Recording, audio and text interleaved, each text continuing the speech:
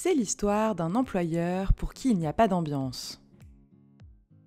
Une salariée est licenciée pour avoir dénoncé un harcèlement sexuel caractérisé par des commentaires et échanges de mails à caractère sexiste de ses collègues masculins, accompagnés de photos suggestives en open space.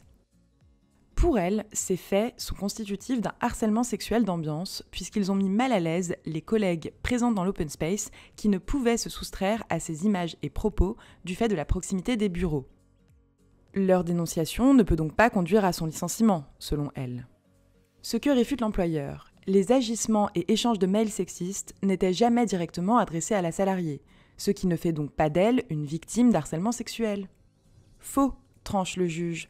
La salariée peut tout à fait être victime d'un harcèlement sexuel d'ambiance sans être directement visée par les agissements ou les commentaires sexistes dès lors qu'ils ont lieu dans un open space duquel elle ne peut pas se détacher.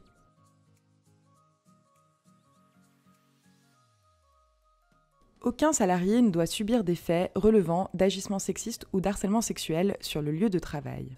Au titre de l'obligation de sécurité, l'employeur doit s'assurer de ne pas laisser perdurer une telle situation, y compris lorsqu'elle présente un caractère diffus sans qu'aucun salarié ne soit personnellement visé.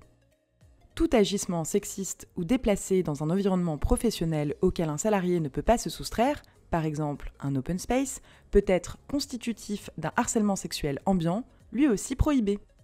La dénonciation d'un harcèlement sexuel ambiant ne peut pas servir de motif de licenciement d'un salarié, sous peine de voir le licenciement annulé et le salarié dédommagé.